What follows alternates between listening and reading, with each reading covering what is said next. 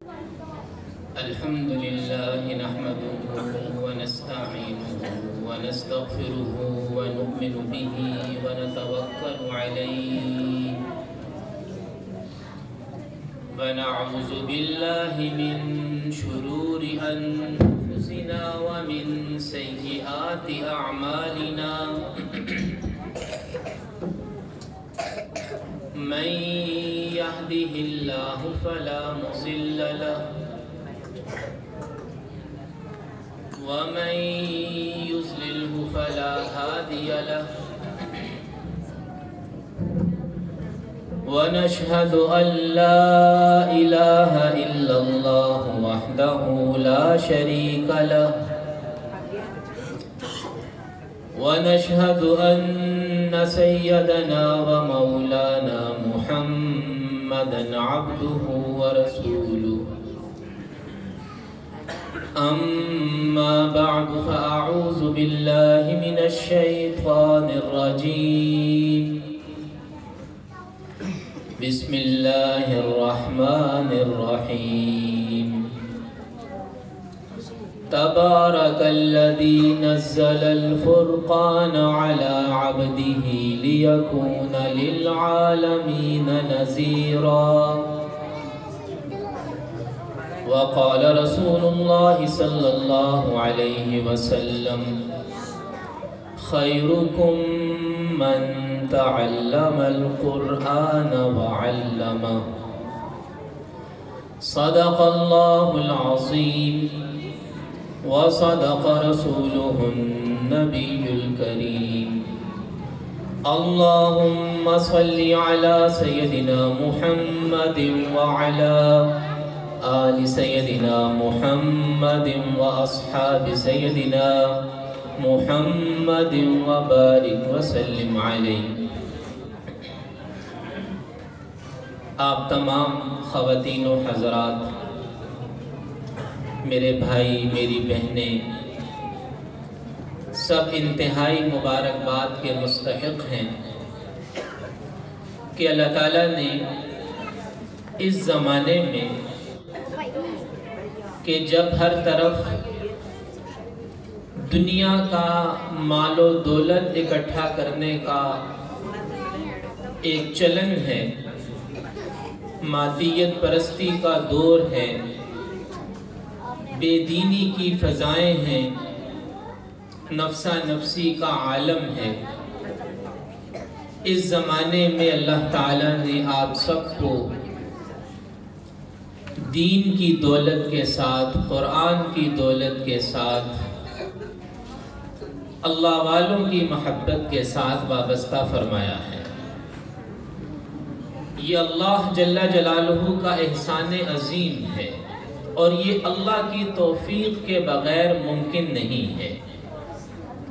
ہمارے استاد محترم حضرت مولانا یوسف خان صاحب دامت برکاتہم العالیہ فرماتے ہیں کہ میں یہ کبھی نہیں کہتا کہ میں نے قرآن حفظ کیا ہے، بلکہ میں ہمیشہ یہ کہتا ہوں کہ مجھے قرآن یاد کروایا گیا ہے، مجھے قرآن حفظ کروایا گیا ہے، اس لیے کہ قرآن کا حافظ بننے میں، قرآن کا عالم بننے میں کسی انسان کا اپنا کوئی کمال نہیں ہوتا، بلکہ یہ خالصتاً اللہ جل جلالہ کی طرف سے احسان ہوتا ہے، توفیق ہوتی ہے، اس کا کرم ہوتا ہے۔ قرآن کا حافظ بن جانا اللہ کا کرم ہے، قرآن کا عالم بن جانا اللہ کا احسان، ہمارے بچے کا حفظ کر جانا یہ اللہ کی مہربانی ہے، یہ اللہ کی توفیق ہے، ہمارے بچے کا قرآن کا عالم بن جانا یہ اللہ کی توفیق سے ہوتا ہے، اس میں انسان کا اپنا کوئی کمال نہیں، یہ اللہ کی توفیق ہے، یہ اللہ کا احسان ہے۔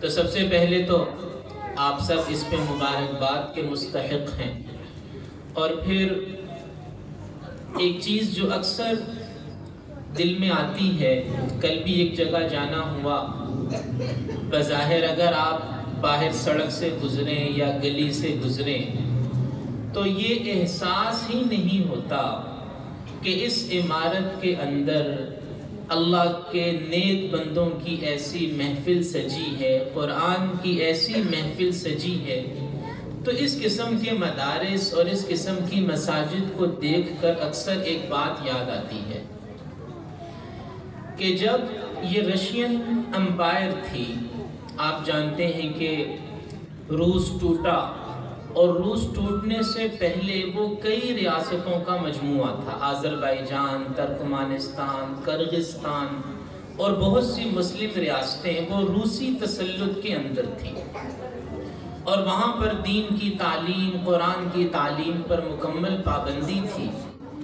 لیکن جب روسی امپائر کا، رشین امپائر کا خاتمہ ہوا تو ترکمانستان اور اس طرح کے دوسرے ملکوں میں سینکڑوں قرآن مجید کے حفاظ موجود تھے، حدیث کے عالم موجود تھے، فقہ کے علماء موجود تھے۔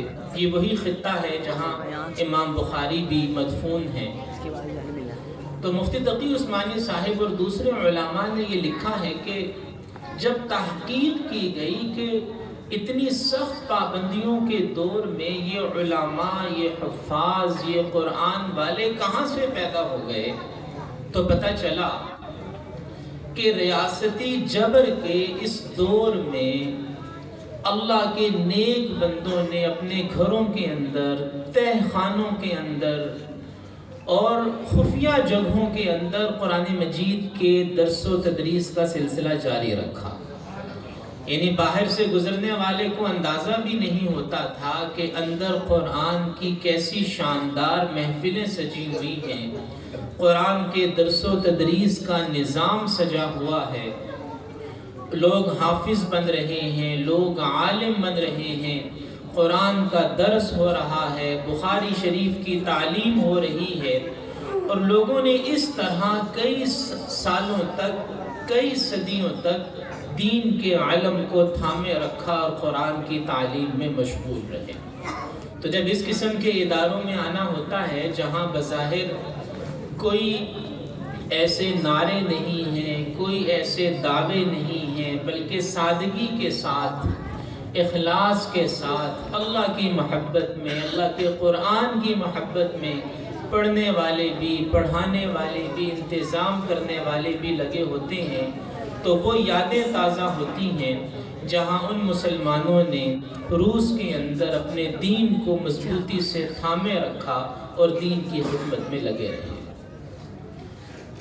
اور حفظ مکمل کرنے والے، ناظرہ مکمل کرنے والے، یہ تعلیمی سال مکمل کرنے والے، ان سب کے لیے میرا ایک پیغام ہے، اور پیغام یہ ہے کہ ابھی آپ نے ایک منظر دیکھا، ناظرہ والے بچوں نے سورۃ الناس پڑھی، اس کے بعد دعا پڑھی تکمیل قرآن کی، اس کے بعد کیا کیا؟ ناظرہ والے بچوں نے سورۃ الفاتحہ پڑھی، سورۃ الفاتحہ پڑھی، اور اس کے بعد سورۃ البقرہ کی کچھ آیات پڑھی۔ یہ کیا ہے؟ اس عمل کو ایک حدیث میں کہا جاتا ہے حال مرتحل، الحال والمرتحل، تجوید کی کتابوں میں بھی اس کا تذکرہ موجود ہے۔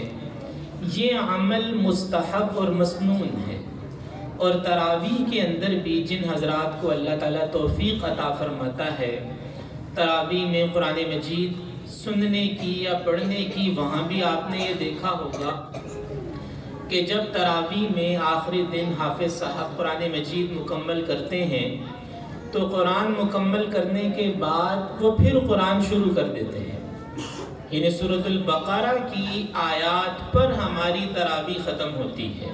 ہماری تراویح سورۃ الناس پہ ختم نہیں ہوتی، ہماری آخری تراویح میں سورۃ البقرہ کی کچھ آیات پڑھی جاتی ہیں اور تراویح مکمل ہوتی ہے۔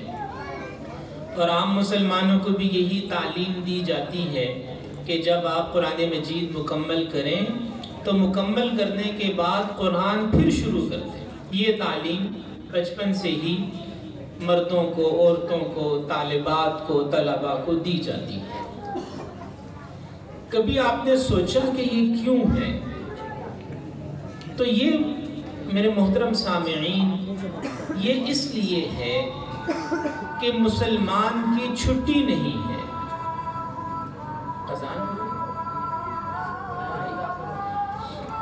مسلمان کی چھٹی نہیں ہے۔ مسلمان کی چھٹی کا دن اس کی موت کا دن ہے۔ ہمارے ہاں ایسا نہیں کہ بس قرآن مکمل ہو گیا، اب اس کو غلاف میں لپیٹ کے الماری میں رکھ دیں۔ ہمارے ہاں یہ ترتیب نہیں ہے۔ ایک عمل مکمل ہوتے ہی دوسرے عمل کا آغاز ہو جاتا ہے۔ یہ پیغام ہے، یہ جو حال مرتحل ہے کہ قرآن مکمل کرنے کے بعد دوبارہ قرآن شروع کر دینا، یہ دراصل اس چیز کا پیغام ہے کہ چھٹی نہیں ہے۔ قرآن مکمل ہو گیا، آپ دوبارہ قرآن مجید کی تلاوت شروع کر دیجئے۔ یہ دراصل طلباء نے آج قرآن مکمل نہیں کیا، بلکہ یہ پیغام دیا ہے کہ قرآن مکمل کرنے کے بعد اگلا قرآن مجید شروع کر دیا ہے، اگلے قرآن کی تلاوت شروع کر دی گئی ہے۔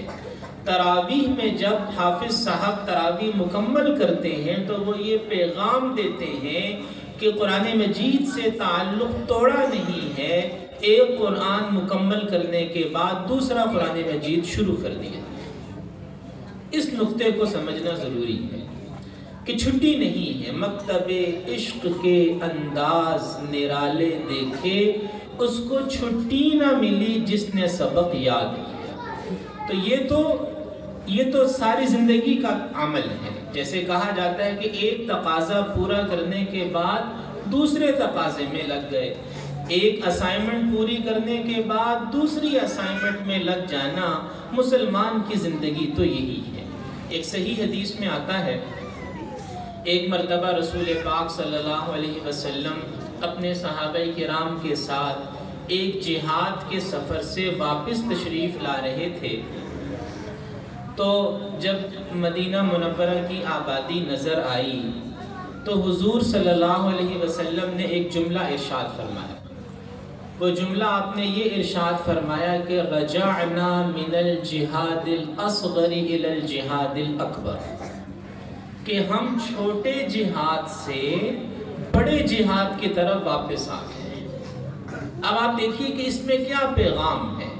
اس میں پیغام یہ ہے کہ چھٹی نہیں ہے، چھٹی نہیں ہے کہ ایک کام پورا کر کے آئے، ایک جہادی سفر اللہ کے رستے میں جہاد کر کے واپس آئے، اب دوسرا کام شروع ہو گیا کہ جب ہم نے اپنے گھروں میں جانا ہے، جب ہم نے اپنی بستی میں جانا ہے، تو اگلا کام شروع ہو گیا کہ گھر کے اندر بھی اللہ کے دین کو زندہ کرنا ہے۔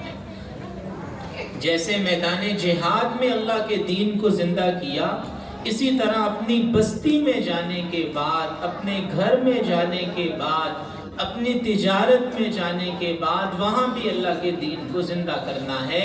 چھوٹے جہاد سے بڑے جہاد کی طرف ہم واپس آ گئے ہیں۔ تو اس لیے چھٹی نہیں ہے، یہ بات ہم سب کو اچھی طرح سمجھنی چاہیے کہ چھٹی نہیں ہے، مسلسل اللہ کے دین کے کام میں لگے رہنا ہے، مسلسل اللہ کے دین کی محنت میں لگے رہنا ہے۔ اب جن کو اللہ نے حفظ کی توفیق عطا فرمائی، وہ یہ نیت کریں کہ وہ عالم بنیں گے، درس نظامی کریں گے، اللہ کے دین کی تعلیم، فقہ کی تعلیم، تفسیر کی تعلیم اور دوسرے جو اسلامی علوم ہیں، عربی زبان کی تعلیم حاصل کریں گے۔ اب آگے سے آگے بڑھنا ہے، آگے سے آگے بڑھنا ہے۔ اور یہ جو علم ہے یہ سب سے بڑی دولت ہے۔ آپ دنیا میں جتنا بھی سونا چاندی کما لیں، زمینیں جائیدادیں بنا لیں، علم سے بڑی دولت کوئی نہیں ہے۔ سیدنا علی المرتضیٰ کرم اللہ وجہہ کا ایک شعر ہے کہ رضینا قسمت الجبار فینا لنا علم وللجہال مال، کہ ہم اللہ کی تقسیم پہ راضی ہیں کہ اللہ نے ہمیں علم عطا فرمایا اور جاہلوں کو اللہ نے مال عطا فرمایا۔ تو ہم اللہ کی تقسیم پہ راضی ہیں۔ یہ جو علم ہے یہ سب سے بڑی دولت ہے۔ تو انسان کی قیمت کا مدار بھی علم پر ہے، انسان کی قیمت کا مدار بھی علم پر ہے۔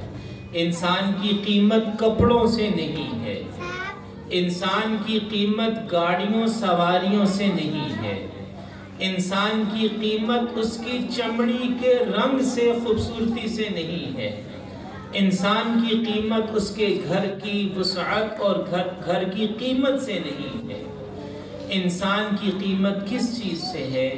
انسان کی قیمت اس کے علم، اس کی دانش اور اس کے تقوی پر ہے۔ میں اس کی 2 مثالیں آپ کے سامنے عرض کرتا ہوں۔ رسول پاک صلی اللہ علیہ وسلم کے صحابہ میں 2 مثالیں کہ انسان کی قیمت کس چیز پر ہے۔ انسان کی قیمت علم کی بنیاد پر ہے۔ ایک صحابی ہیں، ابھی مولانا اسامہ صاحب نے ایک طالب علم کا نام لیا، عبداللہ بن مسعود، طالب علم ہے مدرسے کے طالب علم، ابھی برانچ کا نام، اچھا برانچ کا نام، ایک عبداللہ بن مسعود ایک برانچ ہے۔ عبداللہ بن مسعود رضی اللہ عنہ ایک صحابی ہیں، اور صحابہ کرام رضی اللہ تعالی عنہم میں ان سے زیادہ کمزور اور ان سے زیادہ نحیف البدن کسی دوسرے صحابی کا تذکرہ نہیں ملتا۔ پتلی پتلی ٹانگوں والے، چھوٹے سے قد والے ایک صحابی ہیں، حضرت عبداللہ بن مسعود رضی اللہ تعالی عنہ، لیکن ان کا مقام و مرتبہ اتنا بڑا ہے، اتنا بڑا ہے، رسول اللہ صلی اللہ علیہ وسلم ان سے اتنی محبت فرماتے تھے، آپ صلی اللہ علیہ وسلم نے ان کے فضائل بیان فرمائے، اور غزوہ بدر میں ابو جہل کو قتل کرنے کی سعادت بھی حضرت عبداللہ ابن مسعود رضی اللہ عنہ کو نصیب ہوئی۔ ان کا ایک واقعہ ہے کہ ایک مرتبہ حضرت عبداللہ ابن مسعود رضی اللہ عنہ سامنے سے آ رہے تھے، چھوٹا سا قد، پتلی پتلی ٹانگیں اور سر کے اوپر بڑی سی پگڑی باندھی ہوئی۔ تو کچھ لوگ یہاں جو کچھ سردار تھے، ان سرداروں نے جب حضرت عبداللہ ابن مسعود رضی اللہ عنہ کو دیکھا تو زیر لب مسکرانے لگے، یعنی ہنسے، حضرت عبداللہ ابن مسعود رضی اللہ عنہ پہ ہنسے کہ یہ کیسا شخص ہے۔ تو سیدنا عمر رضی اللہ تعالی عنہ نے جب یہ منظر دیکھا تو فرمایا کہ تم اسے حقیر نہ جاننا، یہ شخص سر سے لے کر پاؤں تک علم ہی علم ہے، علم ہی علم ہے، یہ علم سے بھرا ہوا شخص ہے، اسے حقیر نہ جاننا۔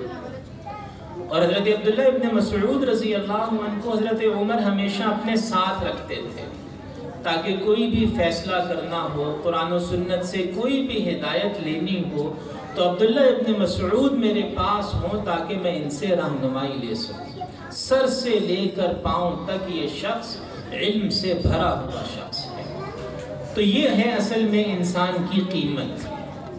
اور دوسرا واقعہ حضرت ابو موسیٰ اشعری رضی اللہ عنہ کا واقعہ، قرآن والوں کی محفل ہے، قرآن کو خوبصورت پڑھنا، قیامت تک جب بھی قرآن مجید کے قاریوں کا ذکر ہوگا، قرآن مجید کو خوبصورت انداز میں پڑھنے والوں کا ذکر ہوگا، تو یہ ہو نہیں سکتا کہ ابو موسیٰ اشعری رضی اللہ عنہ کا نام نہ ہو۔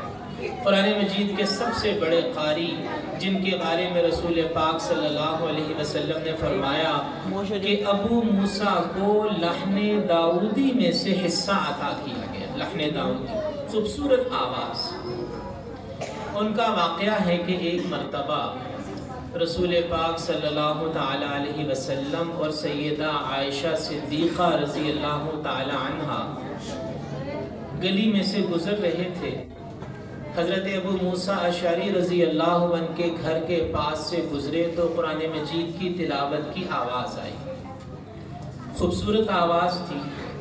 رسول پاک صلی اللہ علیہ وسلم کھڑے ہو گئے، سیدہ عائشہ صدیقہ رضی اللہ عنہ بھی کھڑی ہو گئیں، دونوں یعنی اللہ کے پیغمبر علیہ السلام اور ام المؤمنین سیدہ عائشہ صدیقہ رضی اللہ تعالی عنہا کھڑے ہو گئے، رک گئے اور حضرت ابو موسیٰ اشعری کی تلاوت سننے لگے۔